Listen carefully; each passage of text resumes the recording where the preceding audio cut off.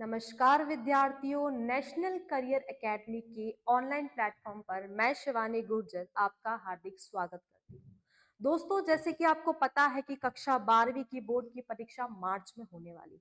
ठीक है, आप लोगों ने अभी तक जो हाफ ईयरली एग्जाम्स दिए हैं वो पुराने क्वेश्चन पेपर का जो पैटर्न था उस बेस पे किए हैं। ठीक है, उसके अंदर कुछ पैटर्न डिफरेंट था, लेकिन अभी जो बोर्ड ने ब्लूप्रिंट जारी की है उसके अकॉर्डिंग जो पैटर्न चेंज हुआ है आज उसके बारे में हम स्टडी करने वाले हैं। किस तरीके से पैटर्न में चेंजेस आए हैं, किस तरीके से मार्किंग चेंज हुई है, किस तरीके से चैप्टर्स को डिवाइड किया है, कौन से चैप्टर्स का वेटेज ज्यादा है, और उसी के साथ में दोस्तों किस तरीके से उन्होंने पैसेजेस में चेंजेस किए हैं, उन्होंने क्रिएटिव राइटिंग में चेंजेस किए हैं, वो सारे हम आज यहाँ पे पढ़ेंगे। जैसे कि आप सभी को पता है कि बोर्ड ने 2-3 दिन पहले मॉडल पेपर जारी किया है। ठीक है, अब आपको ये सबको तो पता ही है कि 3.5 का पेपर होता है ना, ये चीज हमें पता है। मैक्सिमम मार्क्स हमारे कितने होते हैं? 80 मार्क्स होते हैं, और 80 मार्क्स के पेपर के साथ हमें क्या करना होता है? हमें उस पूरे पेपर को सॉल्व करना होता है। तो सेक्शन ए में हमारा जो क्वेश्चन हमेशा से आया है और अब भी आएगा, वो आएगा पैसेज का। पैसेज की पहले लेंथ होती थी बड़ी, यानी 700 से 750 शब्द का पैसेज आता था। लेकिन आज अगली बार क्या होगा, जो आप बोर्ड का एग्जाम देंगे उसमें क्या होगा कि पैसेज की जो लेंथ है वो इन्होंने छोटी कर दी है, यानी समय बचेगा। उस समय में आप जो बड़े वाले क्वेश्चंस हैं उनको सॉल्व कर सकेंगे, और इस पैसेज के अंदर से इतनी सी लेंथ के अंदर से आपको अगर आंसर निकाल के लाने हैं तो क्या यह आसान नहीं हो जाएगा? आसान भी हो जाएगा, समय भी बच जाएगा, और जो सटीक उत्तर है, जो सटीक उत्तर आपको देने हैं वही उत्तर आप निकाल के लाएंगे। इसी जगह पहले होता था 700 से 750 शब्द का पैसेज। ठीक है, ये पैसेज होता था दोस्तों अनसीन। कैसा होता था?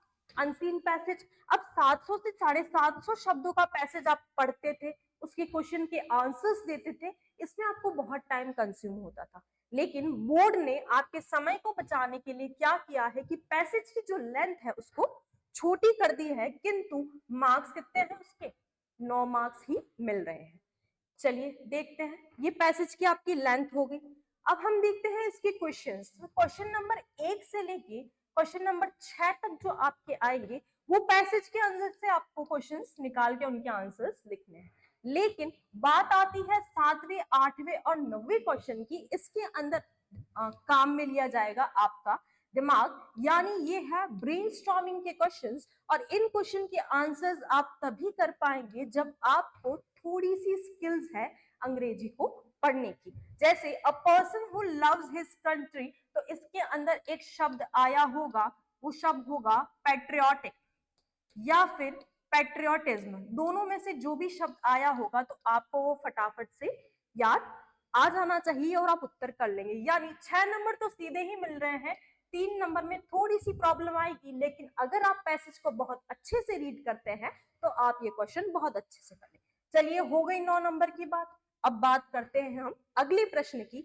अगला प्रश्न आपका आता है अगेन पैसेज, जो छोटा पैसेज आता है, जो 9 नंबर का आता है उसकी लेंथ बड़ी होती है। उसके बाद जो 6 नंबर का पैसेज आता है उसकी लेंथ उससे थोड़ी सी छोटी होती है, और वह भी क्या होता है? वह भी एक अनसीन पैसेज होता है। कैसा पैसेज होता है? अनसीन पैसेज होता है। यानी 6 और 9 नंबर तो हमें पैसेज, यानी 15 नंबर हमें पैसेज के आंसर्स निकालने से ही मिल रहे हैं। गड़बड़ कहां हुई? गड़बड़ यहां हुई कि पहले जो क्वेश्चन नंबर 2 आता था सेक्शन ए का, सेक्शन ए का जो क्वेश्चन 2 आता था, उस क्वेश्चन 2 में क्या होता था कि आपको दिया जाता था मल्टी चॉइस क्वेश्चंस। यानी इन जितने भी प्रश्नों के उत्तर है वो पहले से आपको दिए जाते थे ए बी सी डी के ऑप्शंस में, है ना। मल्टी चॉइस क्वेश्चंस क्या होता है कि आपको 4 ऑप्शंस दिए जाते हैं, कोई एक आपको उसका उत्तर देखना होता है। किंतु इन्होंने क्या किया कि बच्चे मल्टी चॉइस क्वेश्चन में होंगे कंफ्यूज, यानी कंफ्यूजन में वो कोई सा भी एक उत्तर गलत करके आएंगे, तो इन्होंने क्या किया कि भाई फुल लेंथ आंसर लिखो, यानी 1 लाइनर या 2 लाइनर आंसर लिखो। अब मार्किंग कितनी है? 1 नंबर की मार्किंग है, तो कितनी लाइन लिखनी है? 2 लाइन लिखनी है, इससे ज्यादा नहीं लिखनी है। और हमने देख ही लिया है कि पैसेज तो छोटा सा है भाई, है ना। छोटा सा है तो छोटे से में से उत्तर निकालने में कहाँ दिक्कत आ रही? चलिए 9 और 6 यानी 15 नंबर का काम तो बहुत आसानी से हो गया हमारा। अब बात आती है हमारी सेक्शन बी। सेक्शन बी बेटा आपका होता है क्रिएटिव राइटिंग का। कौन सा? क्रिएटिव राइटिंग का, यानी आप में लिखने की कितनी क्षमता है, आप में कितना ज्ञान है, उस ज्ञान को यूज करके आप इन प्रश्नों को कैसे हल करते हैं वो आपको करना है। चलिए सेक्शन बी में कौन सा क्वेश्चन आता है? क्वेश्चन नंबर 3 आता है, जो कि क्या है? लेटर। क्या है? लेटर का। और उसके और में आपको दिया है इन्होंने एडवर्टाइजमेंट। अच्छा लेटर कौन सा आया है भाई? ये एक फॉर्मल लेटर है। पहले बोर्ड ने स्पेसिफाई किया था कि आपको क्या लिखना है, या तो आपको लिखनी है जॉब एप्लीकेशन, यानी आपको क्या चाहिए? नौकरी। तो नौकरी के लिए आप एप्लीकेशन लिखो, उसके अंदर आपका सीवी, बायोडाटा या फिर रेज्यूमे ऐड करो, और ऐसे करके बोर्ड आपको कितने नंबर देगा? 6 नंबर देगा।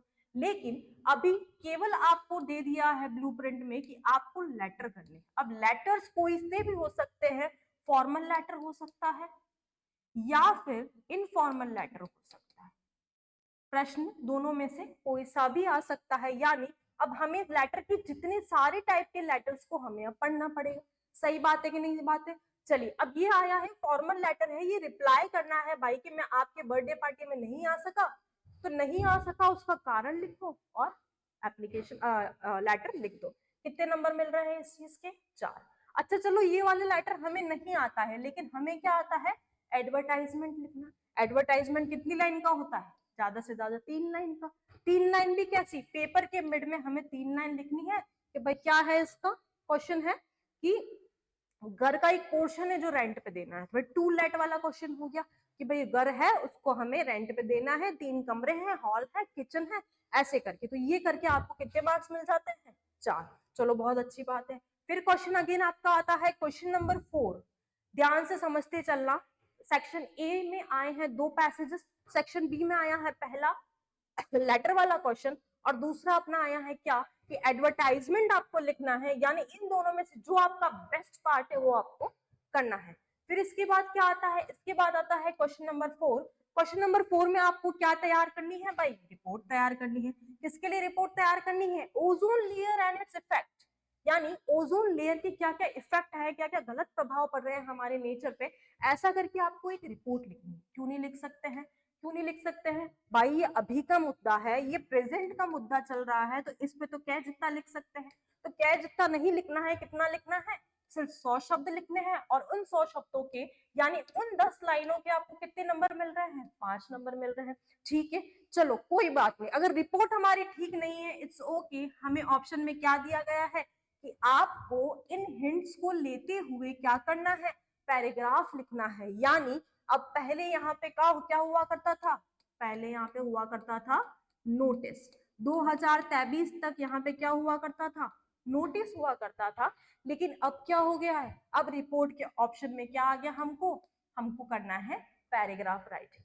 ठीक है भाई चलो पैराग्राफ राइटिंग। पैराग्राफ राइटिंग भी हमारी 100 शब्दों की होगी, और उन 100 शब्दों में हमें ये हिंट्स लेनी है कि एक घर है उसमें आग लग गई है, लोग रो रहे हैं, पानी डाल रहे हैं, और फायर ब्रिगेड को बुलाया, हॉस्पिटल लेके गए जिन लोगों को हानि हुई, और उन पूरी उस आग को कंट्रोल कर लिया। ठीक है भाई ठीक है। क्वेश्चन नंबर 4 या तो अपना आ जाएगा रिपोर्ट का आ जाएगा, या फिर अपना आ जाएगा पैराग्राफ राइटिंग। अब इन दोनों में से हमारा जो बेस्ट पार्ट है वो हमें करना है। बिल्कुल उस वक्त नहीं घबराना है कि ये करूं या ये करूं, ये भी मुझे आता है ये भी मुझे आता है, लेकिन जो बेस्ट आता है वो हमें करना है, और उसके हमको कितने मार्क्स मिल रहा है?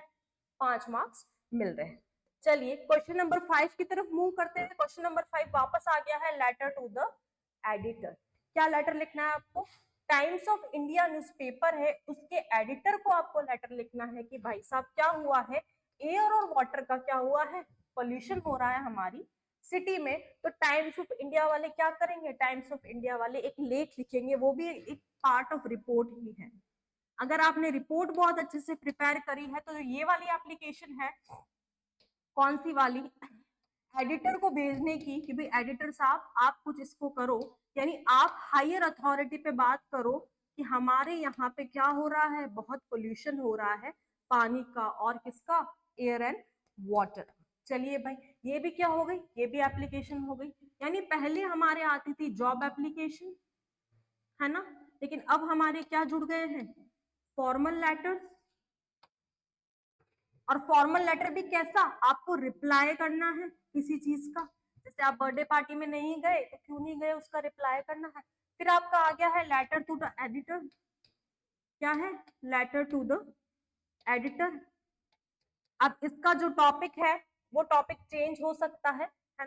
यहाँ पे क्या है, एयर एंड वाटर की जो पोल्यूशन है उसके ऊपर है, लेकिन टॉपिक चेंज हो सकता है। और इसके और में हमें क्या मिला है कि भाई हमने किताबें मंगाई थी, हमने बल्क ऑर्डर दिया था, और उस बल्क ऑर्डर की सप्लाई हम तक नहीं हो पाई है, तो जिस पब्लिकेशन को हमने ऑर्डर दिया है उसको हमें बोलना है कि भाई साहब हमारा ऑर्डर आपने भेजा नहीं है तो भेजो। तो इसका मतलब ये 6, यानी 4 + 5 + 6, ये 3 क्वेश्चन आपके बनेंगे। और कितने अंक भार के, 4 नंबर का। या तो ये होगा एडवर्टाइजमेंट, या फिर एप्लीकेशन लेटर लिखना है आपको, 5 नंबर का पैराग्राफ या फिर रिपोर्ट लिखनी है, और 6 नंबर का क्या होगा, या तो आपको लेटर टू द एडिटर लिखना है, या फिर आपको क्या करना है, या फिर आपको इंक्वायरी लेनी है किसकी, कि मैंने बल्क सप्लाई मांगी थी लेकिन अभी तक मेरे तक नहीं पहुंचा है। चलो भाई ठीक है, ये पैटर्न चेंज हुआ है। अच्छा, जो सेक्शन बी है उसके अंदर ज्यादा से ज्यादा मार्क्स का चेंजेस आए हैं, वरना हम job application, notice, report, advertisement कर रहे थे, हमारा काम बहुत अच्छे से हो रहा था। लेकिन अब हमें सारे टाइप के लेटर्स को पढ़ना पड़ेगा, और हमें क्या पढ़ना पड़ेगा, पैराग्राफ लिखना सीखना पड़ेगा, जो कि हमें हिंट दे रखी होगी, और हिंट बेस पे हम पैराग्राफ लिखेंगे। कितने शब्दों का, 100 शब्दों का, यानी कितनी लाइन, 10 लाइन। समझ में आया? चलिए आगे बढ़ते हैं। अब अपना स्टार्ट हो जाता है section C. Section C total 8 marks का है, और उस 8 मार्क्स की क्या आएगी भाई, पूरी की पूरी ग्रामर आएगी। ग्रामर में हमारे टॉपिक्स हैं कनेक्टिव्स, यानी एक सेंटेंस को दूसरे सेंटेंस से जोड़ना है। फ्रेजल वर्ब्स, यानी कुछ फ्रेजल वर्ब्स के आपको, अच्छा आपको ना ब्रैकेट में दिए रहेंगे है ना, कुछ सिलेक्टेड 100 से 150 मैं आपको यहाँ पे नेक्स्ट क्लासेस में आपको दे दूंगी, वही अपन को पढ़ने और उन्हीं में से क्वेश्चन बैठने, ये 100% गारंटी है। तो कनेक्टिव्स और फ्रेजल वर्ब्स के क्वेश्चंस बैठेंगे, और टाइप्स ऑफ सेंटेंसेस के क्वेश्चंस बैठेंगे, यानी कंपाउंड सेंटेंस या इन्फिनेटिव सेंटेंस, या जो भी सेंटेंसेस है, कैसे बस एक सेंटेंस को दूसरे सेंटेंस से जोड़ना है, वो वाले सेंटेंसेस हमारे बनने हैं। ठीक है भाई, समझ में आई ये बात? चलो भाई, कितने, 2 नंबर के ये हो गए, 2 नंबर के ये हो गए, ठीक है, यानी फुल स्टॉप लग रहा है बीच में। The burglar took out a knife, his intention was to frighten me. ठीक है, the burglar took out a knife, full stop लगा है, his intention was to frighten me. अब इस सेंटेंस को आप किस कनेक्टिव से जोड़ोगे, ये आपको क्वेश्चन करना। इधर फिर क्वेश्चन आता है हुज और whom, यानी WH वर्ड वाला एक क्वेश्चन तो आपका बैठेगा ही, 2 क्वेश्चन बैठेंगे, और कितने मार्क्स के बैठेंगे, 2 मार्क्स के। अब कंजक्शन आ गया, यानी मेन कनेक्टिव्स यहाँ पे आए हैं, जहाँ पे सेलेक्टेड कनेक्टिव्स होंगे वो भी आपको मिल जाएंगे। तो 8 नंबर तो हम बहुत इजीली कर लेंगे ग्रामर में, बस अपन को क्या करना है, कॉन्सेप्ट क्लियर करके चलने हैं। ठीक है, ये पैटर्न सेम का सेम है, ये 2023 में जैसा आया था वैसे ही 2024 में आना है। चलिए नेक्स्ट मूव करते हैं सेक्शन डी की तरफ। मोस्ट इंपॉर्टेंटली कागज और पेन लेके बैठ जाओ, इस चीज को नोट करो। क्वेश्चन नंबर 10 हमारा बैठेगा, ये होगा आपका सीन पैसेज। कौन सा पैसेज है, सीन पैसेज आपका आने वाला है। ठीक है भाई, सीन पैसेज आ रहा है तो क्या हो रहा है, इसकी भी लेंथ इन्होंने कम कर दी है, 6 नंबर का दे रहा है, और 6 नंबर का देने के साथ ही क्या हो रहा है, इसमें क्या आ रहे हैं हमारे एमसीक्यूज आ रहे हैं। क्या आ रहे हैं, एमसीक्यूज आ रहे हैं। और ये जो आएगा, ये पैसेज जो आपका बैठेगा, ये कहां से बैठेगा, फ्लैमिंगो बुक से। यानी question number 10 section number D flamingo किताब से आएगा। स्मार्ट स्टडी यहां से शुरू होती है कि अब बहुत सारा बल्क में पढ़ने का टाइम खत्म, गिनती के 50 दिन रहे हैं, सारी रात दिन निकाल के अगर टोटल एस्टिमेट निकाले तो 50 दिन रहे हैं, तो भाई 50 दिन में सारे सब्जेक्ट्स को कैसे कवर करें। ठीक है, इंग्लिश कोर सब्जेक्ट है, इंग्लिश कोर सब्जेक्ट है 80 नंबर का, उसमें बिना ज्यादा मेहनत किए कैसे अंक लाए, तो अब समझना यहाँ से लाने हैं कैसे, कि आपका यह आता है सीन पैसेज सेक्शन डी का क्वेश्चन नंबर 10। एमसीक्यू वाले क्वेश्चन कौन सी किताब से बैठने वाले हैं, 101% फ्लैमिंगो किताब से। यानी हमें फ्लैमिंगो किताब का सीन पैसेज देखने हैं और उसके अंदर से एमसीक्यूज आएंगे। भाई दिक्कत ही नहीं आ रही, क्यों नहीं आ रही? पैसेज तो सामने दिया हुआ है और उसी पैसेज में से उत्तर निकाल के लाने हैं, तो कहाँ अंतर? बिल्कुल हो जाएंगे भाई, कर लेंगे, कोई इशू नहीं। लेकिन बात अब कहाँ आती है,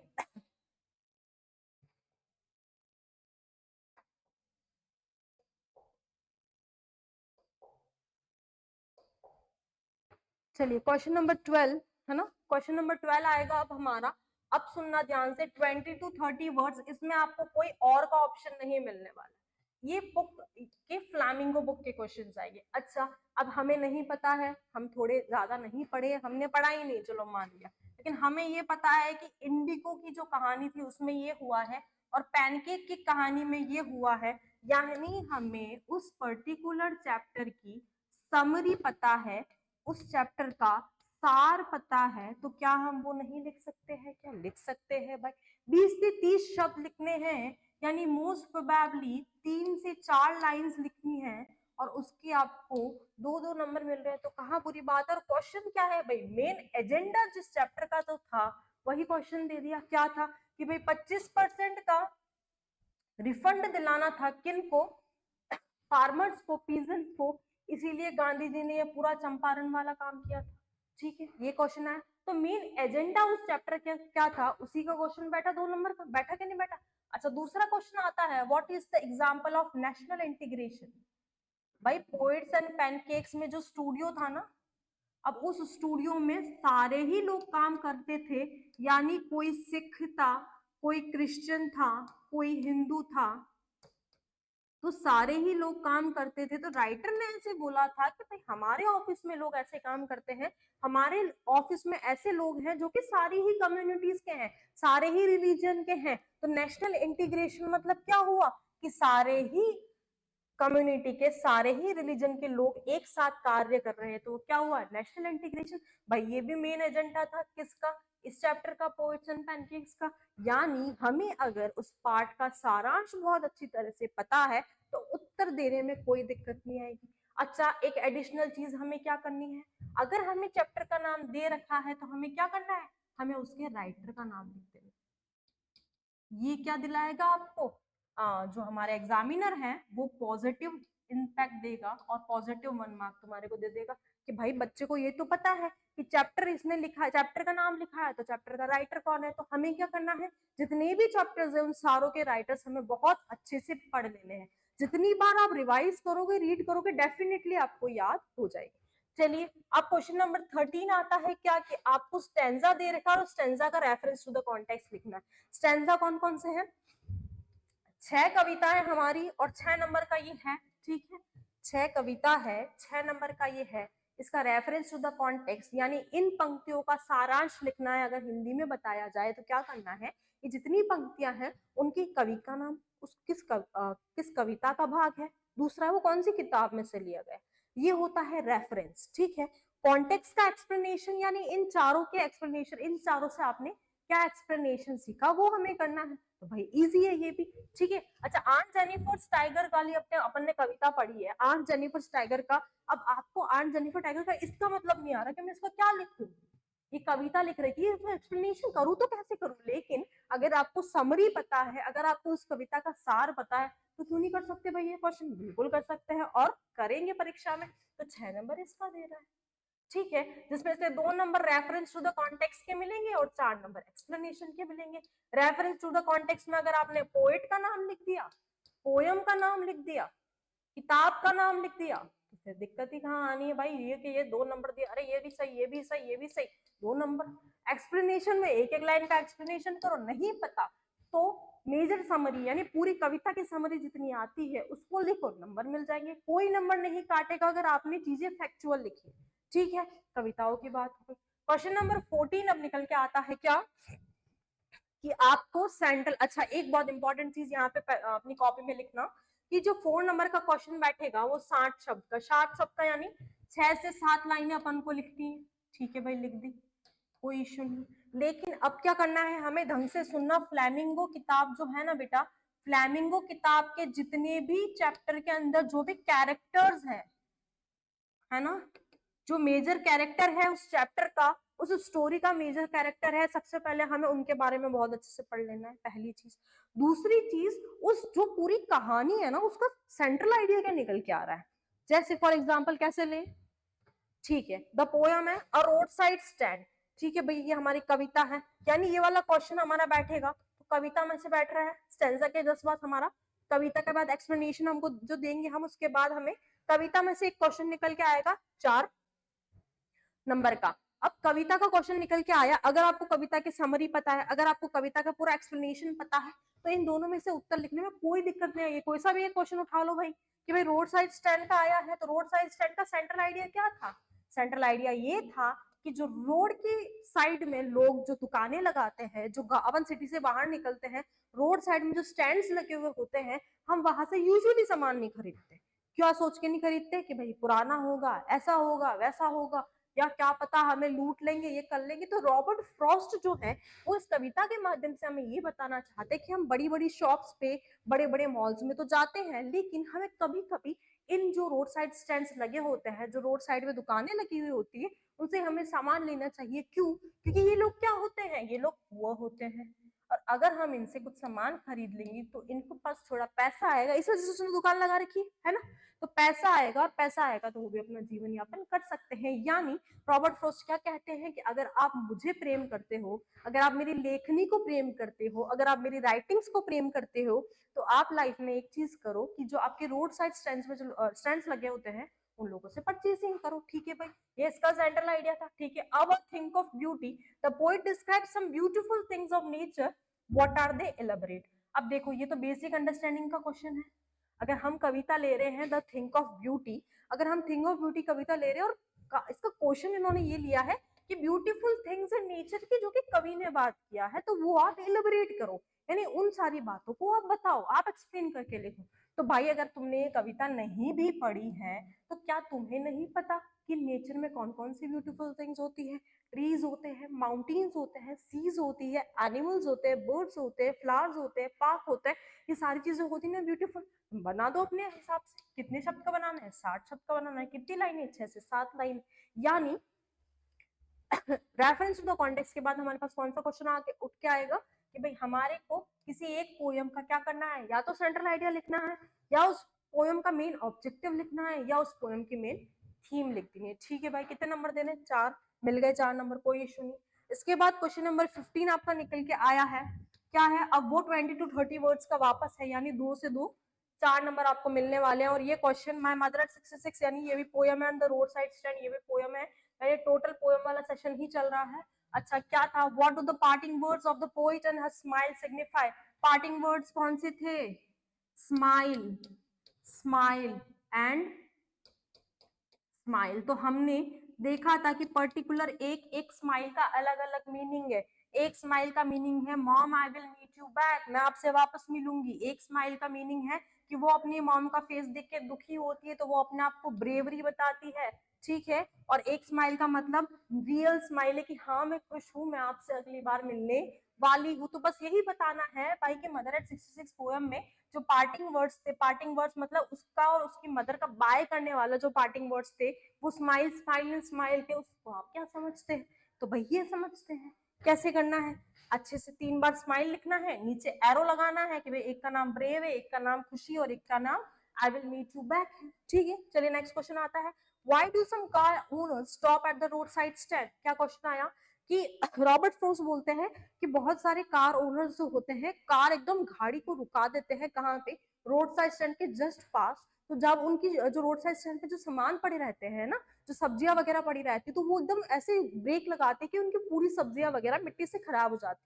तो अब रॉबर्ट फ्रोस्ट कहते हैं कि क्यों रोकते हैं भाई ये कार वाले दुकानों के सामने, तो क्यों रोकते हैं, to know the direction, direction पूछने के लिए रोकते हैं कि भाई आगे ये रास्ता कहाँ जा रहा है, या फलाना विलेज कितने किलोमीटर्स दूर है। इसी वजह से रोड साइड स्टैंड के पास गाड़ियां रोकते हैं, वरना सामान खरीदने के लिए नहीं रोकते। और इसीलिए रॉबर्ट फ्रोस्ट ने बोला था कि भाई इनके यहाँ से सामान भी खरीदो, है ना, इनके यहाँ से सामान भी खरीदो। अब क्वेश्चन नंबर 16 तुम्हारा निकल के आता है क्या, 60 वर्ड्स का। अब पूरा आ गया कहाँ का काम, एक और किताब है भाई हमारी, उसका नाम क्या है, विस्टास। यानी फ्लैमिंगो के चैप्टर्स भी हो गए, फ्लैमिंगो की पोइट्री भी हो गई। अब आ गई विस्टास किताब। विस्टास किताब के अंदर से कैरेक्टर स्केच पूछे जाएंगे, या फिर क्या पूछे जाएगा, जटकाला शाह जो थी उनकी ट्रायल फेस यानी हार्डेस्ट ट्रायल फेसिस क्या थे। चलो भाई, ये भी बेसिक अंडरस्टैंडिंग का क्वेश्चन है, और ये भी बेसिक अंडरस्टैंडिंग का, यानी कैरेक्टर स्केच आपको विस्टास से भी याद करने हैं। सेंट्रल आइडिया हम आपको फ्लैमिंगो से याद करना है, थीम आपको फ्लैमिंगो से याद करना है। कितने शब्द,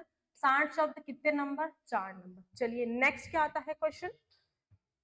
60 वर्ड्स के बाद वापस 20 to 30 वर्ड्स का आ जाता है वेटेज, 2 से 2 यानी 4 नंबर, यानी 2 क्वेश्चन बैठ रहे। अब journey of the end of the earth का क्या पूछा है क्वेश्चन कि भाई the average global temperature increase हो रहा है, क्यों इंक्रीज हो रहा है। बहुत आसान सा आंसर है, बेसिक ज्योग्राफी का आंसर है कि भाई पॉल्यूशन, पॉपुलेशन, ग्लोबलाइजेशन की वजह से क्या हो रहा है, एवरेज ग्लोबल टेम्परेचर इंक्रीज हो रहा है। अगर आपको बेसिक पता है तो आप बहुत अच्छे आंसर लिख सकते हो। और कितने वर्ड का लिखना है, 20 to 30 वर्ड्स, यानी कितनी लाइन, 2 से 3 लाइन।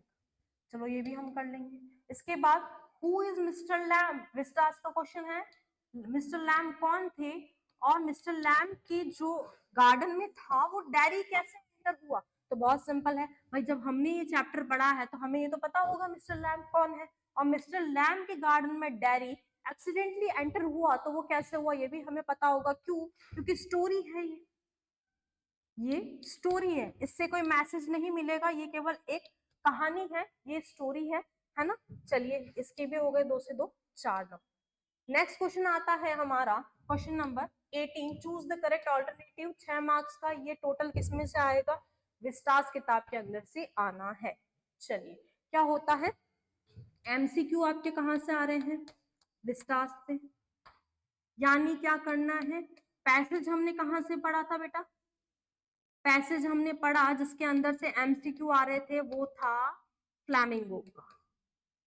तो संतुष्ट हो जाना है फ्लैमिंगो किताब से कि अगर पैसेज आएगा तो फ्लैमिंगो किताब से, ठीक है। लेकिन पीछे के ये 6 क्वेश्चन जो आ रहे हैं प्रश्न संख्या 18 में, 6 मार्क्स के, 6 into 1 6, तो ये किससे आ रहे हैं, ये आ रहे हैं हमारे विस्टास से।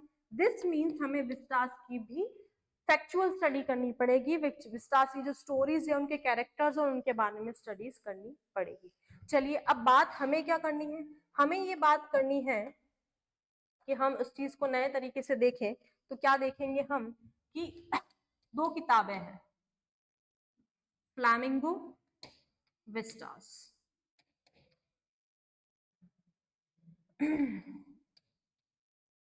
ठीक है, चलिए फ्लैमिंगो से मेजर चीज हमें क्या ध्यान रखनी है, कि हमें सेंट्रल आइडिया लेके चलना है, हमें थीम लेके पता होनी चाहिए चैप्टर्स की, हमें चैप्टर्स के राइटर्स पता होने चाहिए, और हमें उस चैप्टर का राइटर तो कोई और होगा लेकिन उस चैप्टर को नरेट कौन कर रहा है, यानी बोल कौन रहा है, यानी जो चैप्टर के अंदर कैरेक्टर्स होंगे। जैसे एक हमारा चैप्टर आता है जिसके अंदर चार्ली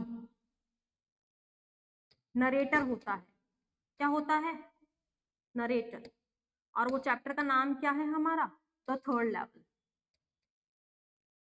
तो बेसिकली इस चैप्टर के अंदर से ही आपको नरेटर का क्वेश्चन पूछेंगे क्योंकि इसी चैप्टर के अंदर नरेटर है, ठीक है, समझ में आया। और एक हमारा चैप्टर है कौन सा, the last lesson, the last lesson के अंदर भी नरेटर है, ये विस्टास की बुक का है। और द लास्ट लेसन में जो हमारा नरेटर है चैप्टर नंबर 1 में, वो कौन है भाई, वो फ्रांस है, वो कहानी पूरी सुनाता है। समझ में आई ये बात। अब विस्टास की बात, यानी हमें सेंट्रल आइडिया याद करना है, हमें थीम याद करनी है, हमें राइटर्स याद करने हैं, हमें नरेटर्स याद करने हैं फ्लैमिंगो के, और फ्लैमिंगो से अंदर से क्या आएगा, सीन पैसेज आएगा। दिस मीन्स हमें सीन पैसेज की ज्यादा मेहनत नहीं करनी है विस्टास के अंदर से, लेकिन विस्टास के अंदर से हमें किसकी मेहनत करनी है, हमें एमसीक्यू की मेहनत करनी है। कोई बात नहीं, कर लेंगे, समझ में आ गई चीज, ठीक है। चलो इसके बाद क्या होता है, इसके बाद क्रिएटिव राइटिंग वाला सेक्शन आता है, क्रिएटिव राइटिंग वाला सेक्शन। तो क्रिएटिव राइटिंग वाले सेक्शन में क्या होगा भाई, क्या क्या होगा देखते हैं। लेटर आएंगे, कोई से भी आ सकते हैं, जितने टाइप के लेटर होते हैं। रिपोर्ट आएगी, ठीक है, चलो समझ में आया। एडवर्टाइजमेंट आएगा, और उसी के साथ क्या आने वाला है, एक और पैराग्राफ राइटिंग आएगी। अब पैराग्राफ राइटिंग में आपको क्या मिलेंगी, आपको हिंट मिलेंगी और उस हिंट में आपको कितने वर्ड्स का, 100 वर्ड्स का पैराग्राफ लिख देना है। ठीक है भाई। इसके साथ एक और, अगर आ जाता है बाय चांस, ब्लूप्रिंट में नहीं है फिर भी हमें नोटिस देखना था, हमने देख लिया, और हमें जॉब एप्लीकेशंस देखनी है।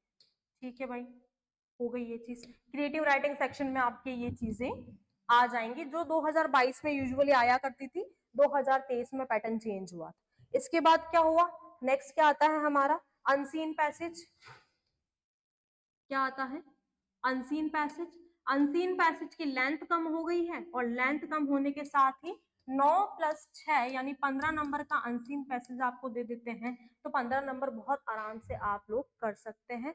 पूरी ही डिटेल हमने देख ली है, पेपर का पैटर्न बहुत ध्यान से करना है, समझ लिया है कि कहाँ कहाँ से हमें क्रिएटिव राइटिंग करनी है, कहाँ कहाँ से हमें सेंट्रल आइडिया निकालना है, कहाँ कहाँ से हमें कैरेक्टर स्केच, किसका देखना है कैरेक्टर स्केच, हमें देखना है विस्तास बुक में से।